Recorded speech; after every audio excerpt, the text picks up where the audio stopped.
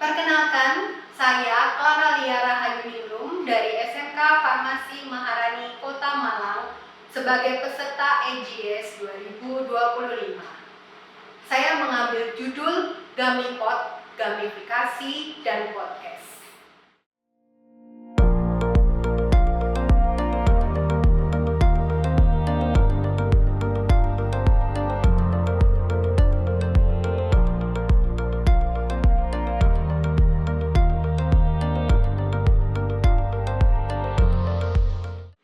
Latar belakang saya mengambil judul Gamipod karena sistem teknologi informasi sekarang ini banyak dikembangkan dalam dunia pendidikan. Antara lain, memberikan akses yang luas pada guru dan siswa sebagai sumber informasi, memberikan pembelajaran yang lebih interaktif, menarik, dan menyenangkan, juga meningkatkan kreativitas siswa. Mari kita mengenali apa itu Gamipod.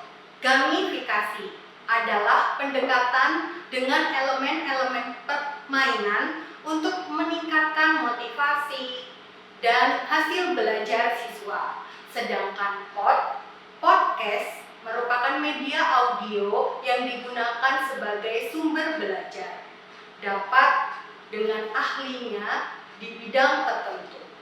Gamipod merupakan kegiatan proyek kolaboratif yang mengembangkan model pembelajaran bagi siswa sesuai dengan zamannya, dengan menciptakan proses belajar yang adaptif, interaktif, menarik, dan menyenangkan, dan juga mengembangkan kemampuan berinovasi dan berkreasi dalam bidang teknologi digital, juga berorientasi pada siswa dalam proses pembelajaran. Yang menjadi sasaran inovasi Gamipod adalah kepala sekolah, guru, tim IT, siswa, komunitas pendidikan, dan masyarakat.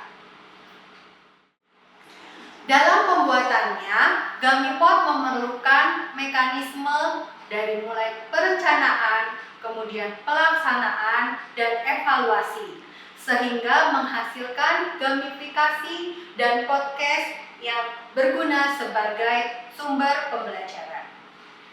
Inovasi ini tentunya perlu indikator untuk melihat hasilnya.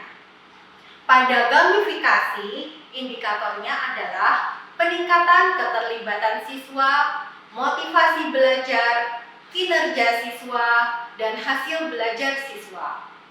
Pada podcast, indikatornya adalah kemampuan menyimak, kemampuan peningkatan literasi digital dan berpikir kritis, kemampuan untuk meningkatkan soft skill komunikasi, dan kemampuan untuk meningkatkan pendidikan karakter. Ada kendala-kendala yang dihadapi pada saat proses pembuatan gamifikasi dan podcast. Pada gamifikasi, kendalanya adalah kurang pemahaman terhadap gamifikasi yang diatasi dengan sosialisasi, kolaborasi, coding, game. Yang kedua adalah masalah teknis pada aplikasi yang diatasi dengan perbaikan pada sistem aplikasi. Yang ketiga adalah kesenjangan digital yang dapat diatasi dengan memperbolehkan siswa untuk menggunakan media digital yang ada di sekolah. Sedangkan pada podcast, kendalanya adalah keterbatasan interaksi. Maka podcast digunakan sebagai literasi digital pada saat proses pembelajaran. Dan kendala berikutnya yang mungkin terjadi adalah kurangnya produksi podcast yang menarik atau lebih baik. Maka podcast dapat dimasukkan sebagai kegiatan ekstrakurikuler dan perlu membuat penyesuaian materi untuk mengembangkan podcast.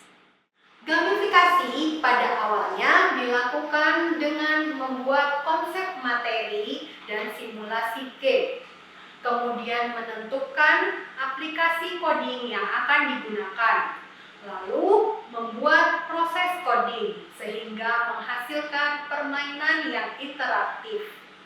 Kemudian, permainan tersebut dibuatkan link untuk dapat di-share dan di-upload sehingga dapat dilakukan uji secara mandiri dan uji kelayakan pengguna.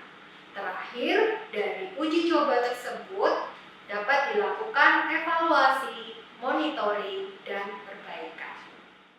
Podcast pada awalnya dilakukan dengan pembentukan tim pengembang, kemudian sharing dengan siswa untuk mengangkat konten, menyiapkan ruang dan perlengkapan podcast, latihan syuting podcast, proses syuting podcast, editing video, kemudian upload dan share link, sehingga dapat dievaluasi dan dimonitoring dengan mengambil tanggapan masyarakat dan warga sekolah. Harapan dari pengembangan inovasi ini adalah keberlanjutan program secara berkesinambungan yang menghasilkan media pembelajaran yang interaktif, adaptif, menarik, dan menyenangkan bagi para siswa. Sekian informasi tentang GamiPod, program gamifikasi dan podcast. Untuk link gamifikasi dan podcast dapat dilihat pada deskripsi. Terima kasih. Tetap semangat menjadi guru dan sekolah yang berkreasi.